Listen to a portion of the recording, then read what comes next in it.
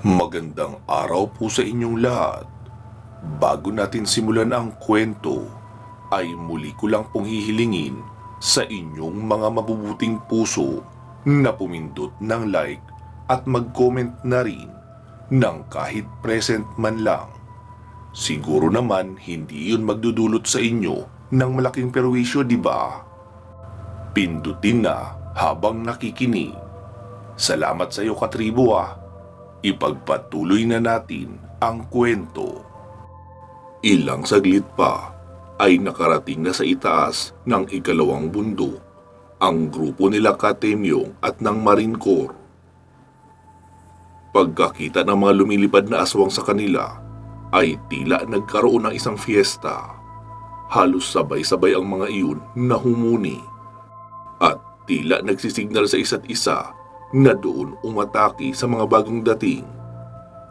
Hindi nila alam na tag-isang bala lang ang kailangan ay magiging katapusan na nila. Maging ang mga kakaibang taong lobo ay nagsisugod na rin. Hindi gaya noong nakaraang laban, agad nang nagpalit ng anyo ang mga okami para mas malakas ang kanilang puwersa kaysa lumaban ng mano-mano bilang mga tao. Sa likurang bahagi naman ay mabigat ang labanan, pero nagkakaroon sila ng lamang dahil mas marami ang sumusugod kay Lino.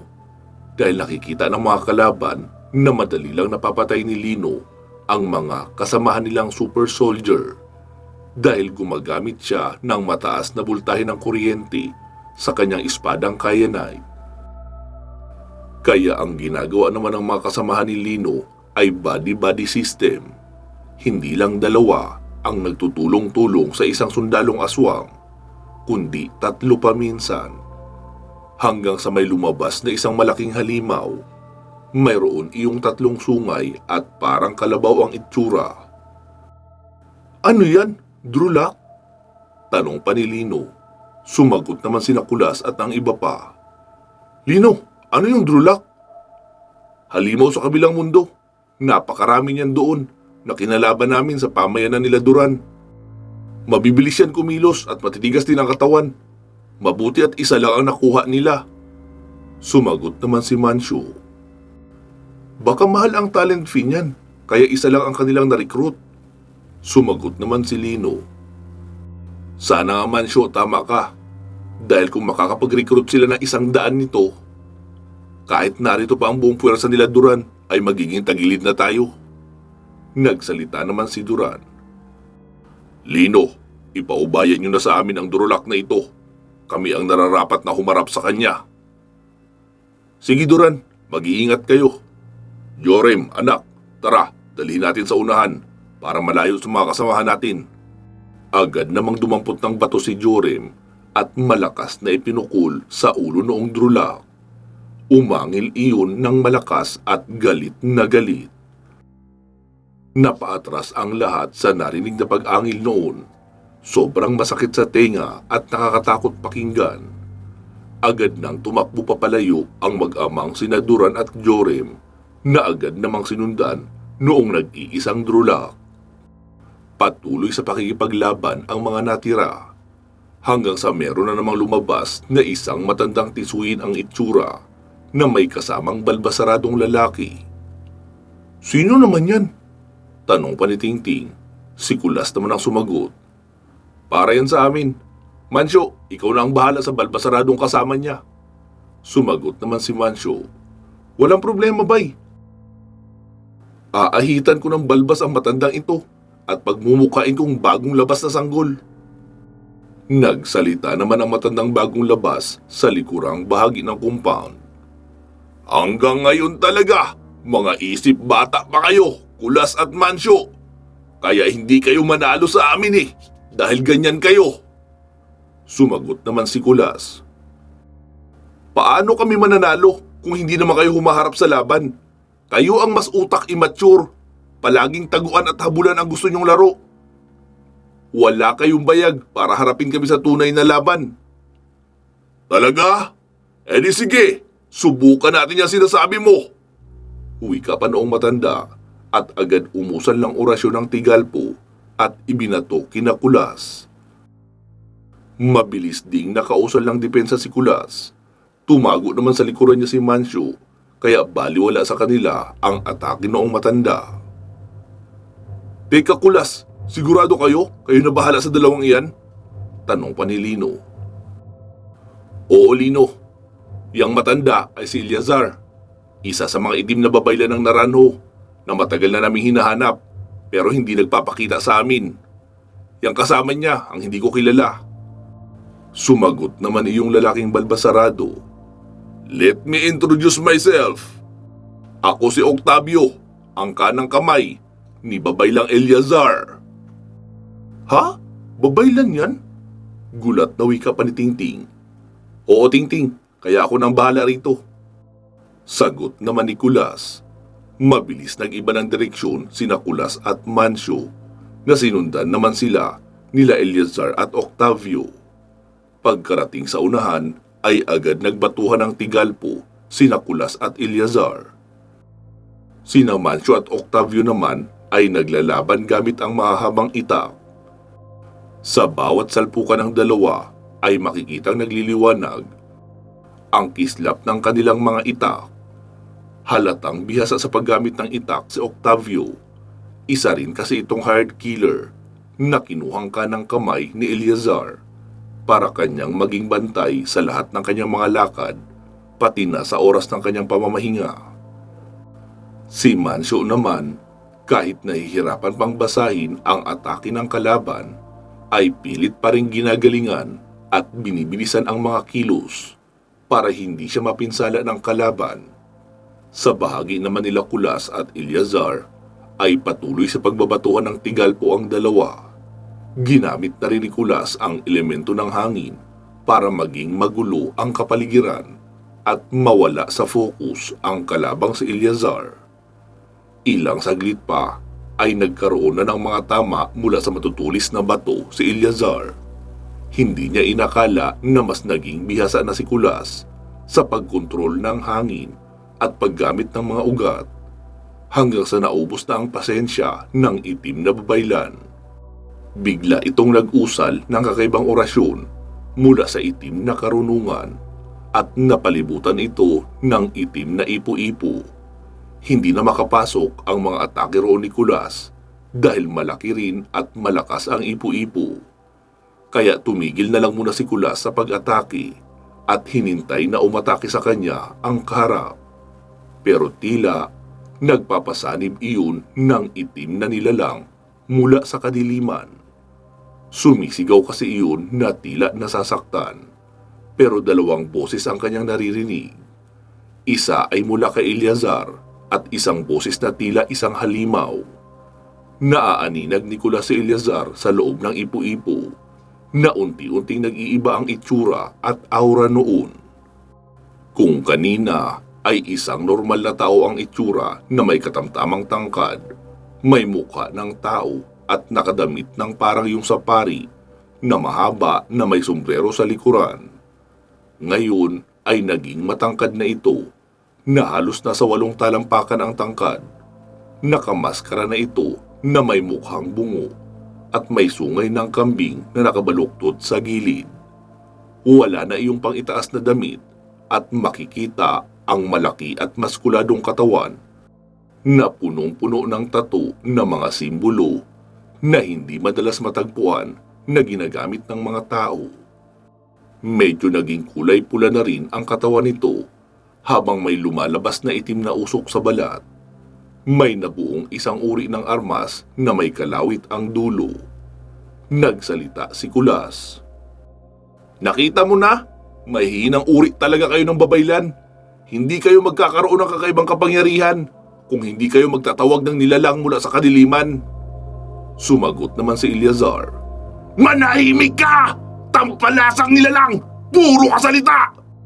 Tapusin na natin ito nang mapatunayan natin kung sino ang mahinang uri ng babaylan! Wika pa noong matandang si Eleazar, sabay lusob kay Kulas.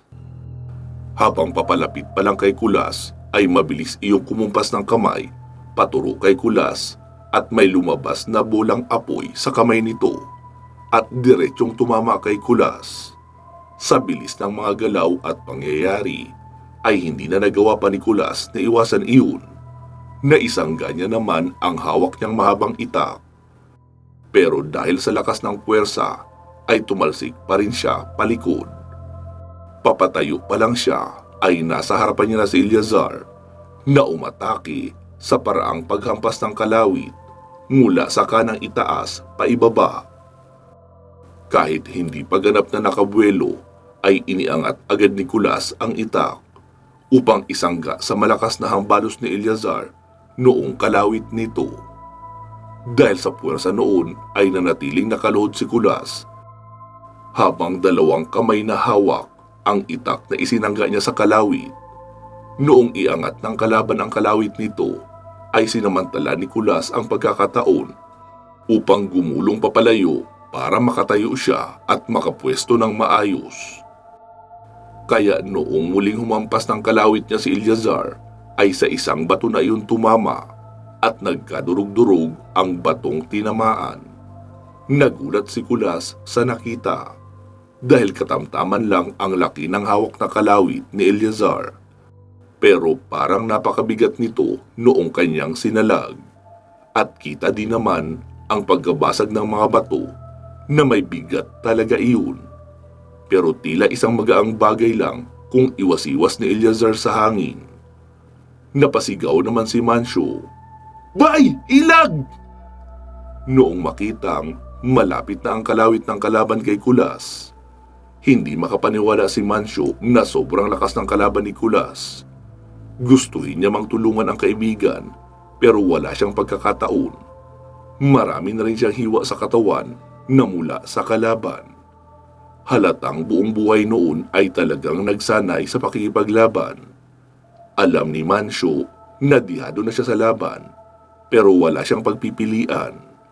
Patuloy siyang lalaban hanggang sa makahanap ng pagkakataon para makapagbigay ng matinding atake na tatapos sa buhay ng kalaban niya. Maging ang kanyang ataking Hitin Mitsurugi ay hindi niya magamit dahil hindi siya makatalon papunta sa itaas dahil halos hindi siya tigilan noon sa pag-atake kaya wala siyang pagkakataon na makabuelo. Sa bahagi naman nila Kulas ay dahan-dahang tumatayo si Kulas noong tantanan siya ng nilalang sa pag-atake. Patuloy kasi si Kulas sa paggulong-gulong sa lupa para makailag sa mabilis na atake ng kalaban. Muling umatake si Eleazar kay Kulas noong makitang nakatayo na ito ng tuwid. Kaya sinalubong na rin ni Kulas ang paghampas ni Eleazar. Pagkalapit nila sa isa't isa, ay magkabila ang hampas agad ang iginawad noon sa kanya. Hindi naman siya magkanda-ugaga sa pagsalag at sa sobrang lakas ng mga hampas na iyon ay napatalsik pa si Kulas at nagpagulong-gulong uli sa paligid. Kahit namimilipit na sa sakit ay pinilit ni Kulas na bumangon dahil nakita niyang papalapit na naman sa kanya si Eleazar at malaki ang magiging pinsala niya kung hindi siya didepensa sa malakas na paghampas noon. At sa tansya niya nga, isang malakas na hampas lang sa kanya nito ay makikitla na siya ng buhay dahil sa talim noon na may kasamang itim na enerhiya at sa lakas din ng ginagawang paghampas ni Eleazar na kasalukuyang nasa anyong malahalimaw na. Ilang segundo lang ang nakalipas ay muli na iyong sumugod kay Kulas at hinampas siya ng kalawit sa tagiliran. Iniharang niya naman doon ang kanyang itak para hindi siya mapuruhan. Kahit alam niya namang masasaktan pa rin siya. Kahit salagin niya iyon. Pagkatama ng kalawit sa itak ni Kulas, ay mabilis naman isinundot sa mukha niya ang dulo noon. Hindi iyon napaghandaan ni Kulas. Kaya tumama iyon sa kanyang ulo at sandali siyang nawala sa ulirat na sinamantala naman ni Eleazar. Sinipa siya ng malakas sa sikmura kaya napatalsik si Kulas sa malayo. Pagkabagsak sa lupa ay tumama pa ang ulo niya sa bato na naging sanhi ng pagkawala ng kanyang malay. Habang wala siyang malay ay may mga imaheng nagpapakita sa kanyang isipan. Naroon si Fami. Ang mga sandaling masaya silang nakahiga sa kanilang tahanan habang pinagpaplanuhan ang pagkakaroon ng mga anak. Muli ring bumalik sa alaala niya ang mga tagpo na nangako siya kay Fami na babalik siya sa piling nito. Nawala ang lahat ng imahe nang magsalita sa isipan niya si Inang Kalikasan. Anak, marami ka ng paghihirap at pagsubok na pinagdaanan, pero nagagawa mo makaligtas. Ibibigay ko ang tulong na kailangan mo, pero kailangan mo ring tulungan ang sarili mo. Dapat magbumula sa puso mo ang kagustuhang mabuhay para ilaban ang sarili mo, pati na ang mga taong mahalaga sa iyo. Gumising ka na, Kulas, ngayon na. Wika pa ni Inang Kalikasan sa kanyang isipan. Agad na pamulat ng mata niya si Kulas at halos sakto lang nang maimulat niya ang kanyang mga mata ay papahampas na rin sa kanya ang kalawit ni Eleazar, kaya mabilis siyang gumulong papalayo at bumangon. Pasensya ka na ha, napaghintay kita. Nabago kasi ang ulo ko, kaya nawalan ako ng malay. Pero huwag kang mag-alala. Gising na ako muli. Handa na akong patunayan na isa kang mahinang uri ng babaylan na hindi magkakaroon ng kapangyarihan kung hindi hihingi ng tulong sa kadiliman. Pang-iinsulto pa ni Kulas kay Eleazar na mukhang ikinagalit naman noong matanda dahil umungol iyon ng malakas na halatang nagagalit. Inayos ni Kulas ang pagkakatali ng panyo ng mga tikbalang na nasa kanyang braso at nang iangat niya ang kanyang itak ay kusa iyong nagliyab ng kulay asul na apoy. Patakbo nang lumusob sa kanya si Eleazar, kaya maririnig ang dagundong ng mabibigat na yabag noon sa lupa. Pagkataga noon ay mabilis na ipinihit ni Kulas ang kanyang katawan upang makailag. Sabay patalon na isinundot sa batok ng nilalang ang hawak na itak na naging dahilan na napayuko iyon.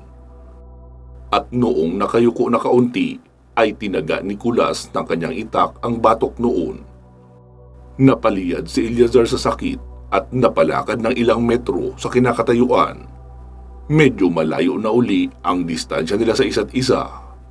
Tila nagsasamantala ng oras si Eleazar para indahin muna ang sakit ng taga na tinamo sa batok at likod nito. Noong muling nakatayo ng diretso si Eleazar, ay kumumpas iyon paturo kay Kulas, kasabay ng mabilis na paglabas ng bolang apoy sa kamay nito. Mabilis din na kumumpas ng pabilog sa hangin si Kulas at may nabuong ipo-ipo na sumalubong sa bolang apoy at saka muling ibinato ni Kulas ang bolang apoy papabalik kay Eleazar. Nagulat naman ang babaylan sa nakita dahil hindi niya inakala na may makakakontra pala sa malakas na kapangyarihan niya sa apoy. Kaya para hindi tuluyang tamaan ay hinampas ni Eleazar ang bolang apoy ng kanyang kalawit na naging sanhi ng pagkabasag din noon sa harapan niya, kaya nagkalat ang apoy. Dahil sa pagkalat ng apoy ay hindi na namalaya ni Eleazar na nasa ere na si Kulas at nakaamba na papunta sa mukha niya ang nag-aapoy na itak nito.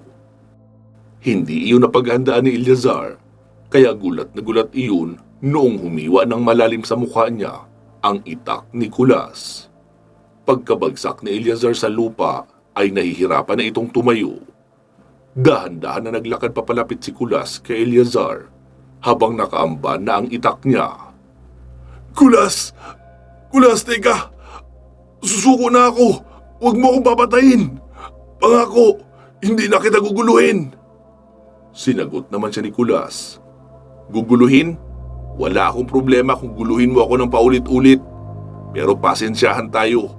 Kailangan mo nang mamatay para makabayad ka sa napakaraming buhay na kinitil mo para lang makapagkamit ng kapangyarihang itim. Sige, Kulas! Patayin mo ako at hindi mo malalaman kung nasaan si Ana at ang dalawang dalagang kabaryo mo. Sumagot naman si Kulas. Lumang tugtugi na yan. Hindi na ako naniniwala sa mga estilo mo, Eleazar. Gagawin mo lahat ng pagsisinungaling, makaligtas ka lang. Hindi ako nagsisinungaling, Kulas. Buhay pa si Ana. Hawak siya ni Almiro. Hayaan mo ako mabuhay at pakawalan mo ako. Sasabihin ko sa iyo ang lugar na pinagdalan sa kanila. Hindi na ako interesado sa kasinungalingan mo, Eleazar, kaya magpahinga ka na. Wika pa ni Kulas, sabay isinaksak sa gilid ng leeg ni Eleazar ang mahaba at nag-aapoy niyang itak. Bumaon ang buong itak sa nakayukong si Eleazar at umabot iyon sa puso ng masamang babaylan at dahan-dahan iyong napalugmok sa lupa. Napasigaw naman ng malakas si Octavio sa nakita. Eleazar!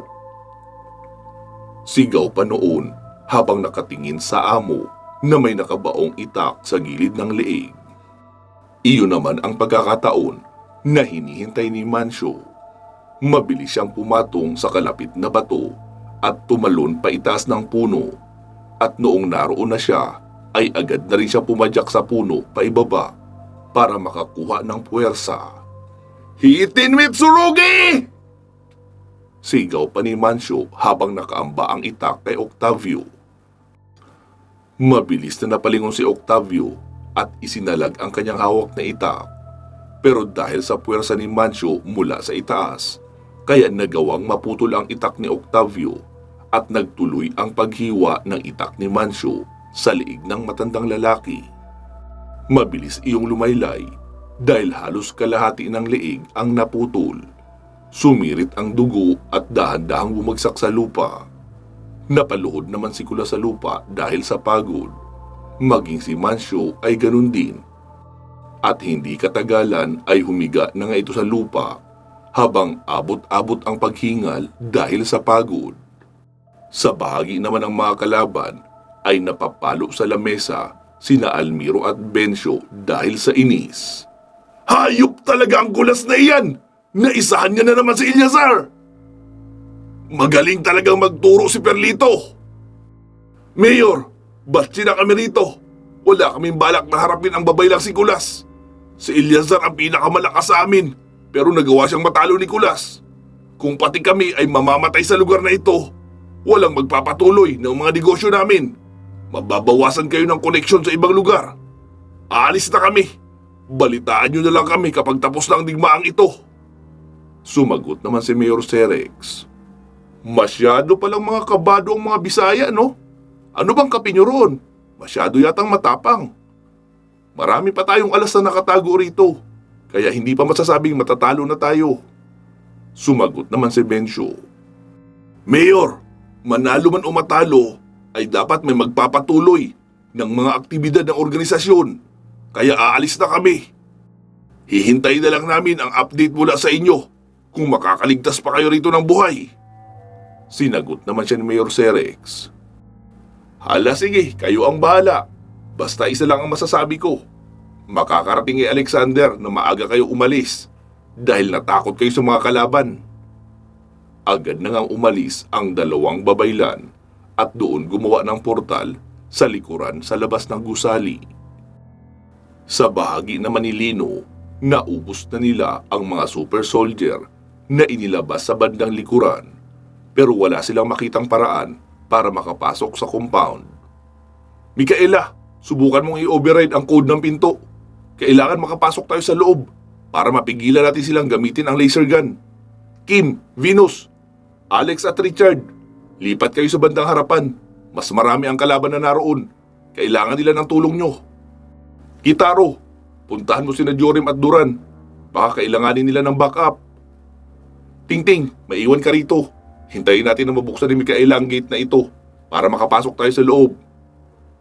Kapilino, sagot pa ng lahat at agad nang nagpunta sa harapan. Mikaela, patagal pa ba yan? Tanong pa ni Lino. Lino, baka nakakalimutan mo. Advanced tech ang gamit nila rito. Mas advanced pa kaysa sa ginagamit ng Marine Corps. Baka kailanganin ko ng buong araw para lang ma-decrypt ang code ng pintuang ito. Pero hindi yun pwede, Mikaela. Wala tayong buong araw para maghintay. Ubus na mga kasamahan natin noon. Oo, Lino, alam ko yun. Kaya nga ginagawa ko ang lahat ng aking makakaya para mabuksan ito ng mabilis. Nang biglang magsalita si Rosalia sa comm. Mahal, may nag-text sa cellphone mo na iniwan mo rito. Ha? Ngayon mo talaga ako babalitaan na may nag-text sa akin? Baka promo lang yan galing sa Smart. Hindi eh. Galing sa unknown number. Oh, anong sabi ng text? Walang sinabi. May nakasulat lang na 6 na number. 836291. Biglang naisip ni Lino si Roulette. Maaaring ang dalaga ang nagpadala noon. Micaela, subukan mo ang number na ito. Diyan sa code ng pintuan. 836291. Agad naman iyong sinunod ni Micaela at pinindot ang keypad sa gilid ng pintuan. May lumagutok sa loob at nagbukas na nga ang pintuan. Lino, we're in. Ayos, tara Tingting. Wika pa ni Lino at nagsipasok na silang tatlo sa loob ng compound. Napakalawak ng loob noon. Walang ibang makikita kundi ang mga gusali ng laboratorio.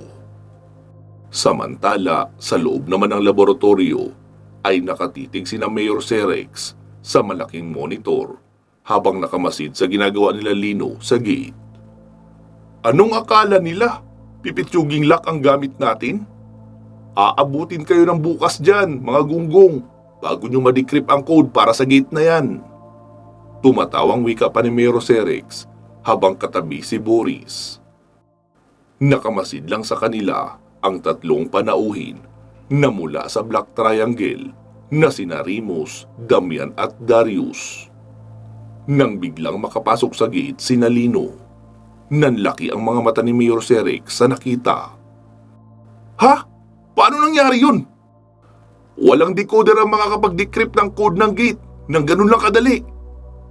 Sumagot naman si Ginoong Boris na nakatayo na sa likuran ni Roulette. Depende na lang, Mayor, kung may umaahas sa atin mula dito sa loob. Wika pa ng matabang lalaki, sabay turok ng hiringgilya o injection sa gilid ng leeg ng dalaga. Hindi! Hindi pwede to!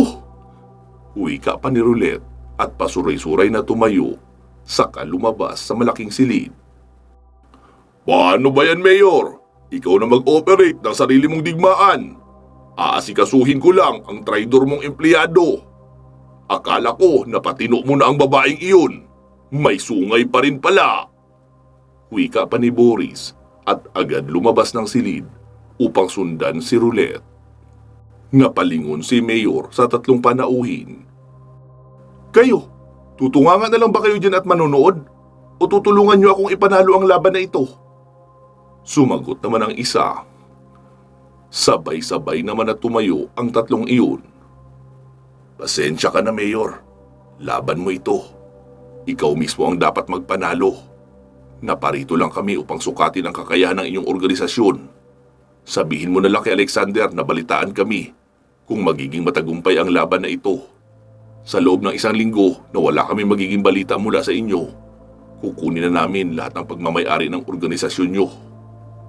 Wika pa ni Rimos at naglakad na ang tatlo papalayo. Mga duwag! Naparito lang pala para manood! Sigaw pa ni Mayor Cerex. Tumayo na siya at lumipat sa dating kinaupuan ni Roulette dahil naroon ang computer na nagkokontrol sa buong gusali at mga kamera. Tignan natin, Lino, kung magagawa mong talunin ang mga alas ko. May control panel na binuksan si Mayor. Open hatch. 1, 2, 3, 4. Enter. Bigkas pa ni Mayor habang ini-execute ang sinasabi niya sa computer. Bumukas ang pintuan ng isang gusali at iniluwa noon si Rafael at ang tatlong mga kaibigan ni Lino na sina Angelo, Marian at Japs, ang tatlong naging aswang na hinuli ni Mayor Cerex upang gamitin sa eksperimento ang dugo at haluan ng itim na mahika at niraya ni Rafael. Maging si Rafael ay makikitang iba na ang anyo. Hindi na siya nalalayo sa itsura ng mga super soldier na nakalaban ni Lino sa labas. Pansamantala muna natin puputulin dito ang ating kwento. Magsama-sama tayo muli sa part 221.